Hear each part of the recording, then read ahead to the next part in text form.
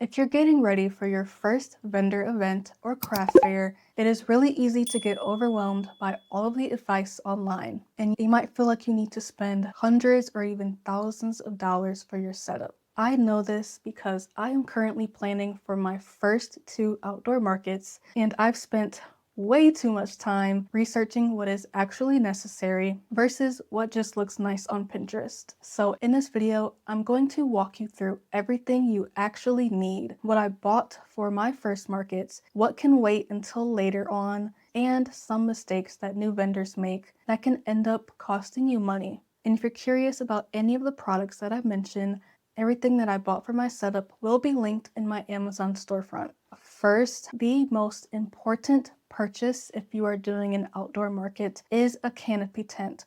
Please don't skip this, and do not just get the cheapest one you can find online. This is not an area where you should cut corners because your tent is protecting both you and your inventory from not only the sun, but wind, rain, and any unprotected weather. Most markets use a standard 10 by 10 foot booth, so make sure that you check your event requirements before purchasing anything. Another thing to check is if the markets or fairs you're doing require you to have a certain color or a certain grade of tent.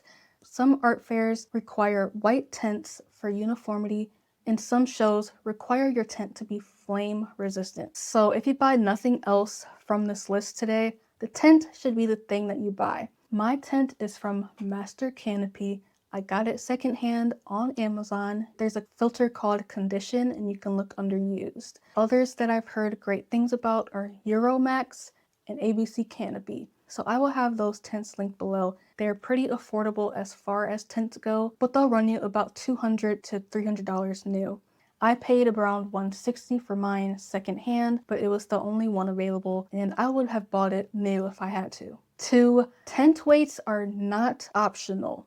I don't care if your event says you don't need them. If you are vending outdoors, you need weights. Even if the forecast says that there won't be any wind, you don't want to take that risk because tents can become very dangerous very quickly if left to their own devices. I've seen videos of them completely sailing away and they can hit people. You don't want that damage. You do not want that liability. So most events would actually require you to have at least 10 pounds of weight, but for you, if you have the resources, I would recommend 40 pounds per leg. That is a lot. It's a lot of weight to carry, but your tent won't go anywhere, and that is important. If you're budgeting for your market, make sure canopy and tent weights are top of that budget. The specific weights that I have, there are some that came with my canopy, but filled with sand, it only ended up being around 13 pounds per leg. I ended up investing in a second pair of tent bags, which were from the brand Euromax, and those are filled on both sides and they wrap around the tent legs, filled with the specific place sand I got, which I'll have on the screen. Each bag came out to around 26 pounds. So putting those together, it's almost at 40 pounds, so I think I should be good for my market. You can also use concrete,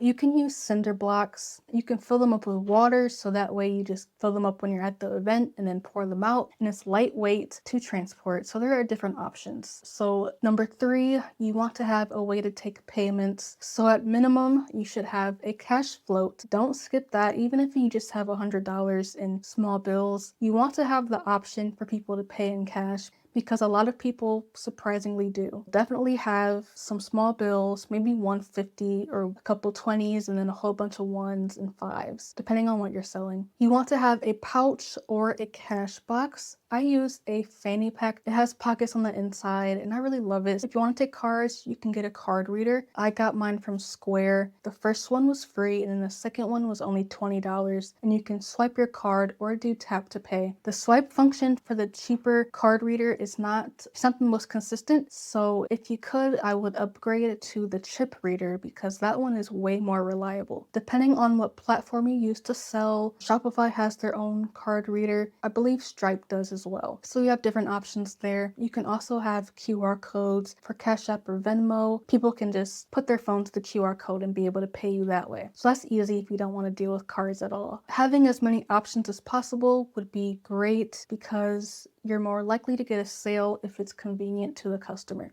So try to do whatever you can to make it easier for them. But if you're just starting out, Cash, Venmo, and Cash App would be pretty good. Number 4, your basic display items. You don't have to go overboard here if you're just starting out. You do not need an elaborate setup right away. The first event, focus on having nice tablecloths, clear price signs. You can print them out on paper and fold them and it'll look good. Or you can get acrylic sign holders or even 4x6 picture frames to put your price signs in. You can even thrift the frames. You need, I would say, to prioritize things that help you get your products off the table. So maybe crates or boxes. You can use shoe boxes if you weigh them down inside the box. You can use shelf risers or spice racks, desktop monitors, little wooden shelves. Anything you can find that helps you get your products closer to eye level would be something to focus on here. Little baskets or trays to group your products together and just making sure that it looks uniform,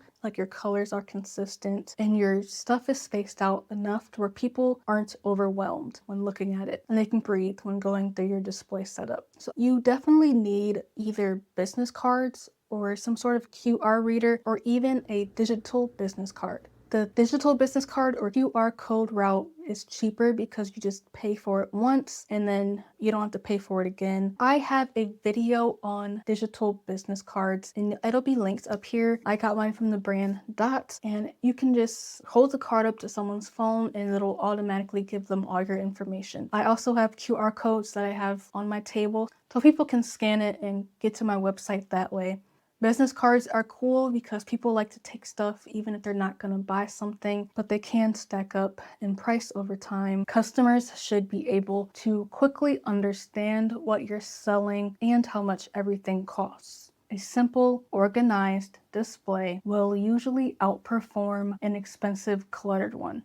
Number 5, do not forget about weather protection. This is something I didn't think about at first, but if you sell paper products like I do, I sell stickers, bookmarks, coloring books, prints, you need a plan for the wind. Some inexpensive things that I'm bringing include binder clips, tape, zip ties, tablecloth clips, acrylic sign holders to make sure that my price signs don't go anywhere. And I'm also going to bring little rocks that I can use to weigh down different display items, just so that nothing goes running away. And I'm also going to package as much as I can in plastic sleeves so that even if it does fly away because of the wind, it won't get damaged. So the goal here is to prevent your inventory from turning into a scavenger hunt or from getting damaged by rain or by the elements. Number 6, your comfort items. A few things that are not exciting but will make your day so much better. First, you need a fan of some sort. I have a portable one, but make sure that yours is silent because I made the mistake of buying one that sounds like a leaf blower. Next, a portable charger so you will not be anxious about your phone or anything losing charge on you. You need water and temperature controlled water bottle. Snacks. Bring snacks that won't dehydrate you, so try not to bring a lot of salty foods. You want a lot of protein, a lot of filling things because you're going to be sitting in one spot for a long time. Depending on how many helpers you have or how long your market is, you might be sitting for a while without a break. So make sure to keep that in mind when packing food and also fluids. Electrolytes would be good as well because you're out in the sun. You want to make sure you're not dehydrated. Speaking of being in the sun, sunscreen and sunglasses, especially if you are in a super sunny location.